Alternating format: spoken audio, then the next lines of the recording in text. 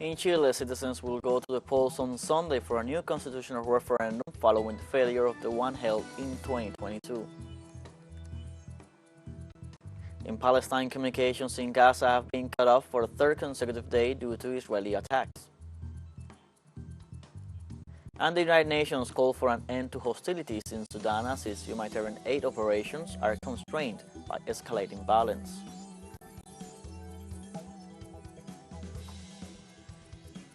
Hello, welcome to From the South. I'm Luis Alberto Matos from the TeleSUR studios in Havana, Cuba. We begin with the news. In Chile, people will go to the polls on Sunday for a new constitutional referendum following the failure of the one held in 2022. Nearly 15 million Chileans are expected to take part in the referendum, for which at least 3,118 polling stations have been set up, including 119 overseas.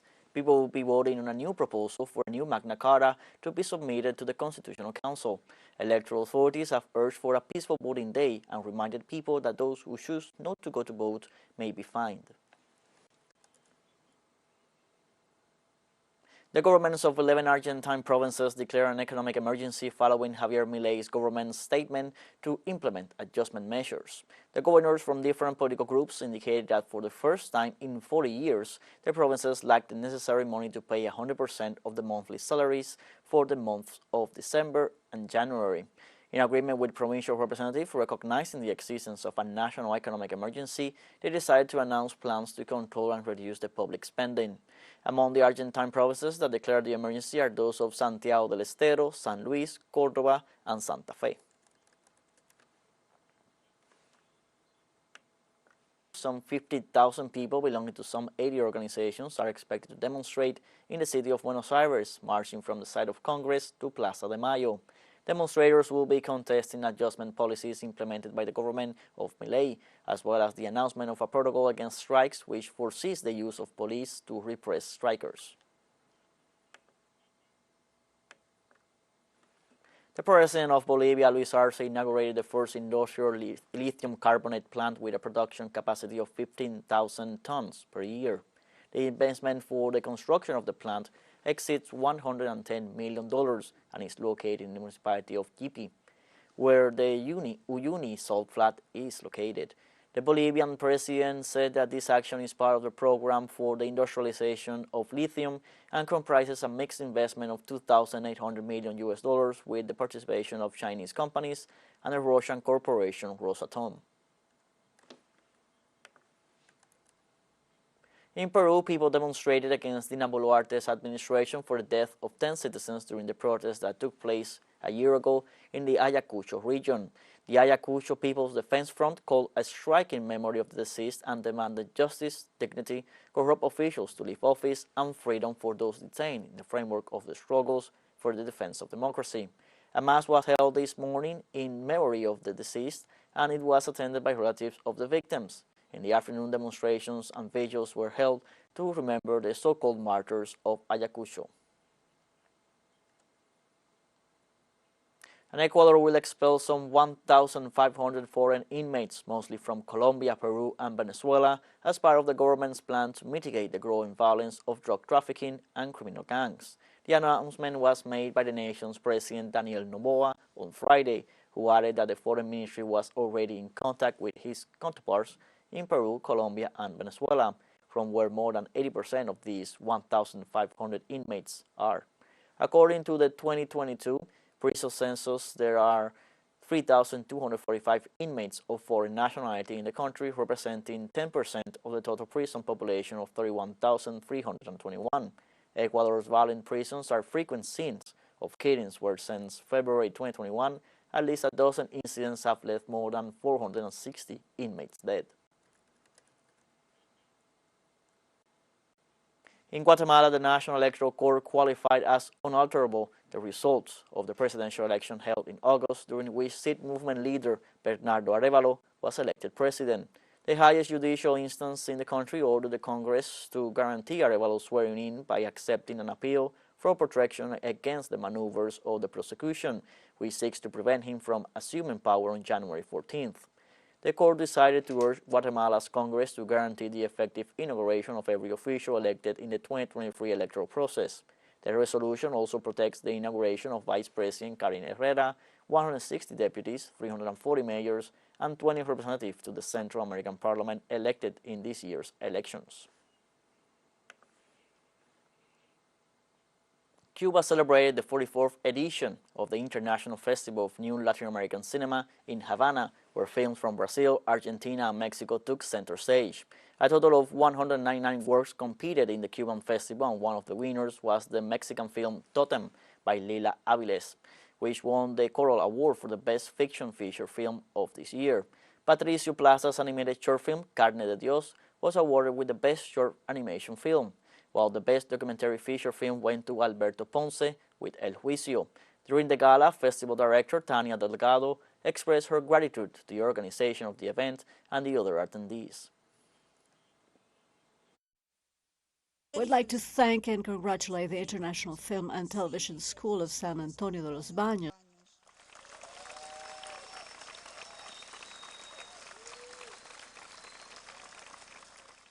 for its contribution, for its importance, for being part of that great dream, which is Latin American cinema. I really believe that animated cinema allows us to imagine impossible worlds. At a time when we need to imagine the impossible. At a time when we are totally taken over by the single discourse of the dollar god.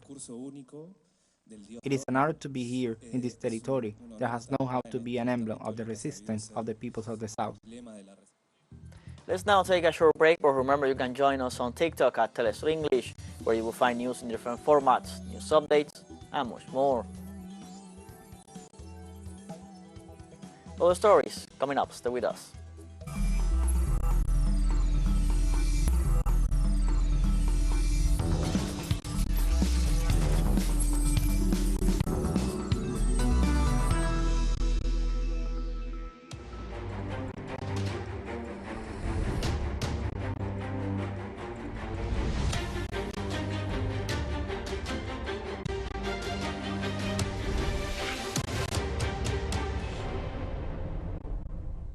Welcome back from the south. The number of Palestinians killed since Israel began its retaliation against Hamas on the Gaza Strip and the occupied West Bank is now being set over 18,800. According to the most recent update from the Palestinian Health Ministry, the number of fatalities in the Gaza Strip has reached 18,700 and the number of people injured is 51,000. Meanwhile, the number of people killed in the West Bank has rose to 286 and another 3,430 people have been wounded. The Health Ministry also said that over 60% of the homes in Gaza have been destroyed, but continued Israeli airstrikes prevents them from being able to provide a definite statistics. Since the start of Israeli attacks on October 7th, Gaza is on the brink of a severe humanitarian crisis. The situation in Gaza continues to escalate, with Israeli forces launching attacks on Palestinian journalists, further hindering the flow of information and communication in the region. In addition, the recent accidental killing of 3 hostages from Israel by Israeli forces has added to the already staggering death toll in the area. Our correspondent Noor Harasin has the details. While the internet and all network are cut on the Gaza, and we lucky journalists are using some emergency lines, even though it is very dangerous to use them because we have to go to an area near to the border just to have and connect to the internet. Israel continues its attacks on Palestinian journalists. Yesterday, an Israeli strike hit the car of the Al Jazeera team, killing the Al Jazeera cameraman Samer Abu Daqqa while Wael Dahdouh was injured. This is happening while there is another very important news that happened. Actually today, the IDF, the Israeli forces, killed 3 hostages, 3 Israeli hostages when they were walking out of a building, and they were actually holding white flags. They were screaming in Hebrew, help, help. However, they were killed accidentally by the IDF, and this shows that maybe the IDF do not actually know who and where they are targeting, and this only proves one thing, that no one is safe as long as you are inside the Gaza Strip.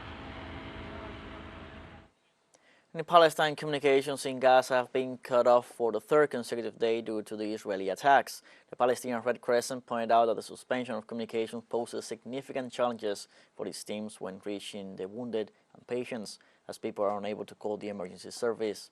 In this context, a delegation from the International Committee of the Red Cross held talks on a number of topics, including strengthening cooperation under increasingly challenging conditions in order to provide a better humanitarian response to the people of Gaza affected by the Israeli bombings. The Israeli army reported the suspension of the soldiers who broke into the Jenin Mosque and sang Jewish songs. According to military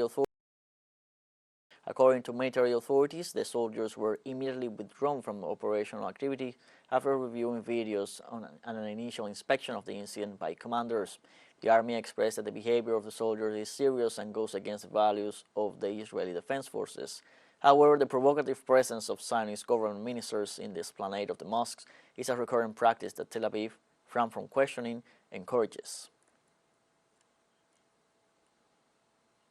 Also in Israel, hundreds of protesters demonstrated in front of the Kiryat military base in Tel Aviv after the Israeli army announced that it had killed 3 Israeli hostages. The Zionist regime acknowledged to have mistakenly killed 3 of their own Israeli hostages during active combat in Sehaya, Gaza. Israel Defense Forces spokesman Daniel Hagari assured during a press briefing on Friday that the IDF shot them dead after mistakenly identifying them as a threat. Their protesters are waving signs with the names of pictures of the deceased: Yotam Haim, 28 years old, Samer Talkalaf, 24 years old, and Alon Shamris.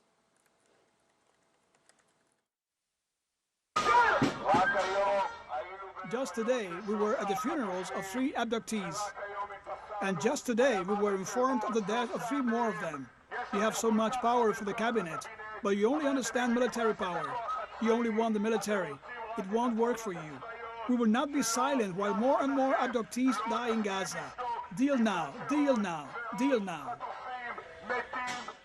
The Syrian army today blocked the passage of a caravan of U.S. troops illegally present in the country, local activists reported. According to the sources, the event occurred at a military checkpoint in the village of Kabur al-Gahanya, in the area of Tel Tamer, in the northwest of Hasakeh province, located about 600 kilometers northeast of this capital. They detailed that the column was accompanied by several vehicles of the so-called Syrian Democratic Forces, which received money, weapons, and training from Washington. The U.S. military that intended to enter the aforementioned village had to turn back and look for another way to reach their illegal bases, scattered in several areas of the aforementioned province, rich in oil and gas. We now have a second short break coming up, but before we invite you to join our WhatsApp community for our English-speaking audience, you can scan the QR code on screen to join directly and share the link to reach more people. Constant news coverage of Latin America and the Caribbean, as well as the rest of the world. Stay connected and informed with TeleSUR. Found your break? Don't go away.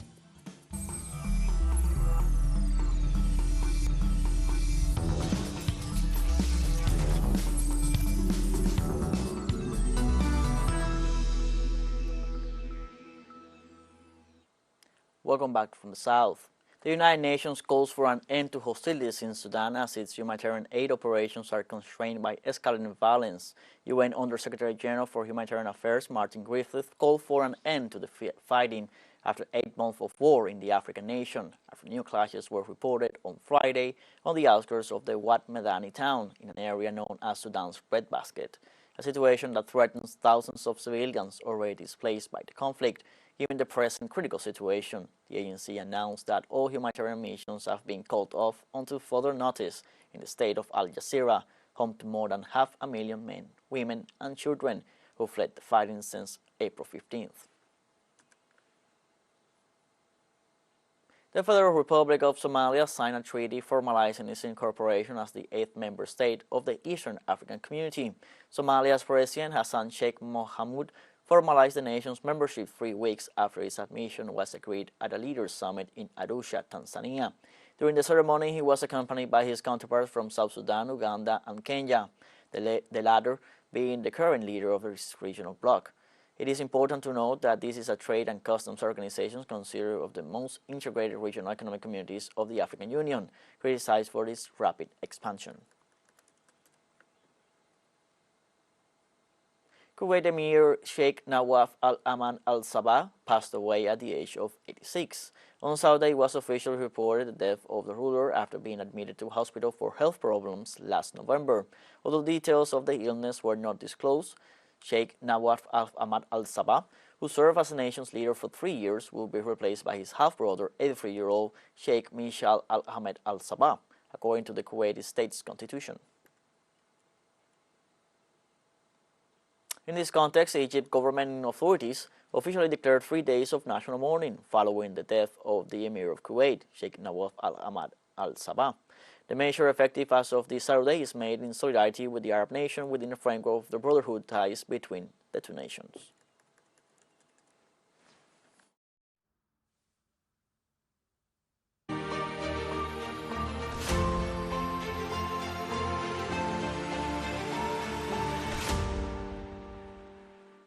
The Russian government modernized 88% of its installed strategic missile system. The commander of such corps colonels, General Sergei Karakayev, said that in 2023 they got some 80 pieces of new armament thanks to state contracts for the acquisition of arms and equipment. The general said this made it possible to arm 3 regiments with Yars and avant-garde missile systems. Karakayev said this modernization allowed them to equip strategic missile combat units with equipment that will not be requiring any short-term replacements.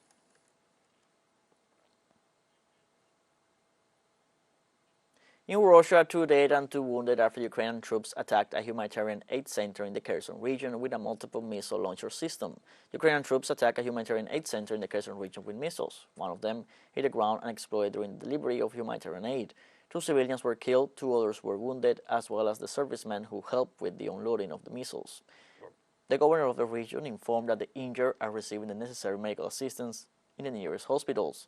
At the same time, they confirmed that emergency operatives are working in the area of the events. Kherson separated from Ukraine and joined Russia at the end of September 2022 after a referendum which the yes side won. In the United States, on Friday, at least 1 person was killed and several wounded in a shooting near a shopping mall in the city of Los Angeles.